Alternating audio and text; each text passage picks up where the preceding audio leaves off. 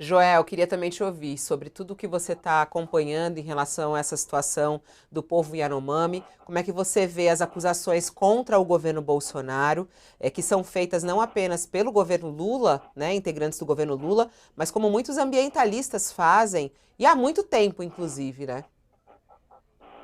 Eu vou te dizer, Fabiola, ao longo da pandemia, quando a gente acompanhou toda a gestão desastrosa do Bolsonaro, às vezes criminosa mesmo, se usava contra ele, no contexto da pandemia, do cuidado aos pacientes aqui nas cidades, a acusação de genocídio, né? Mas sempre me pareceu que naquele contexto não cabia falar em genocídio, por mais criminosa e condenável que fosse a gestão dele da saúde pública durante a pandemia de Covid.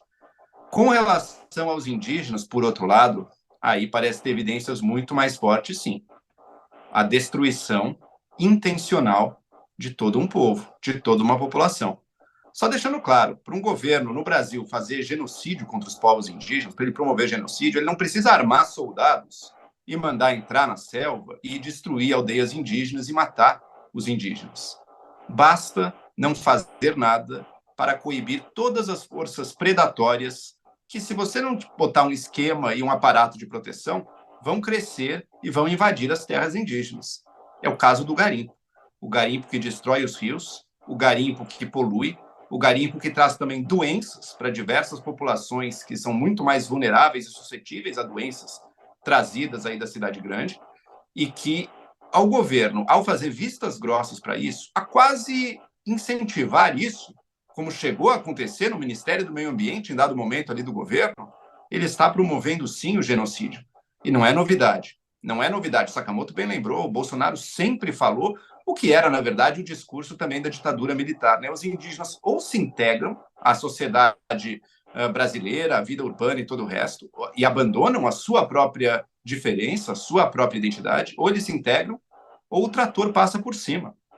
É isso que está acontecendo aqui no Brasil agora. É óbvio que o Bolsonaro não é o único culpado, não é a única pessoa a ser, no mínimo, muito negligente com relação aos indígenas no país.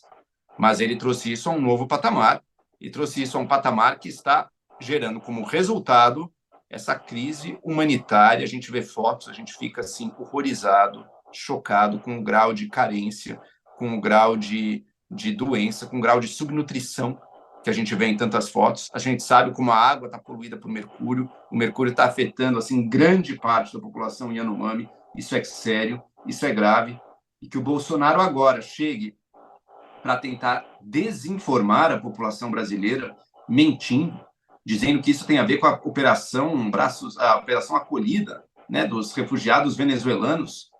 Isso é uma mentira.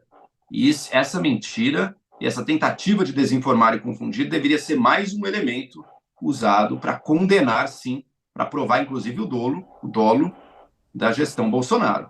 Claro que é preciso investigar, é preciso levar a julgamento, isso tem seus foros corretos, mas o quadro que se pinta é esse.